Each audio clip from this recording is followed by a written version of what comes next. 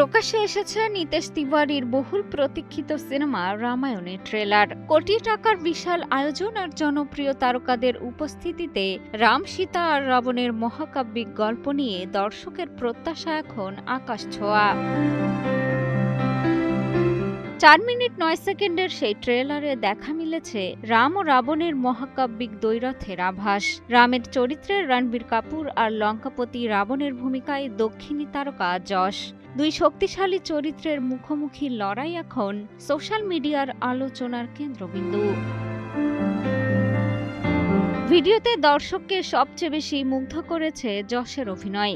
খলনায়কের চরিত্রে তার রাজকীয় উপস্থিতি, তীব্র দৃষ্টি আর ভয়াল রূপ যেন মুহূর্তেই পর্দা দখল করেছে। রামের গল্পে এবার কি রাবণী হয়ে উঠবেন সবচেয়ে বড় আকর্ষণ, এমন মন্তব্যে মেতেছেন যশ ভক্তরা। সুস্থ জীবন, সুন্দর পৃথিবী। তবে শুধু অভিনয় নয়, প্রশংসা পাচ্ছে সিনেমার বিশাল ভিজুয়াল ক্যানভাসও। অযোধ্যা থেকে লঙ্কা, প্রতিটি দৃশ্যকে তুলে ধরা হয়েছে মহাকাব্যিক আবহে। ব্যাকগ্রাউন্ড মিউজিক, লঙ্কার রাজকীয় নকশা এবং আন্তর্জাতিক মানের ভিএফএক্স দর্শকের প্রত্যাশা বাড়িয়েছে কয়েক গুণ। এই মহাকাব্যিক আয়োজনে রণবীর কাপুরের সঙ্গে রয়েছেন সাই পল্লবী।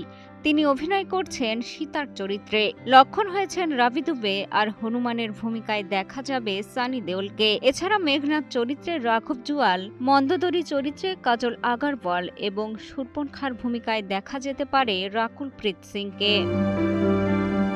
2 পর্বে মুক্তি পাবে রামায়ণ। প্রথম পর্ব আসছে চলতি বছরের দীপাবলিতে, আর দ্বিতীয় পর্ব মুক্তি পাবে 2027 সালের দীপাবলিতে।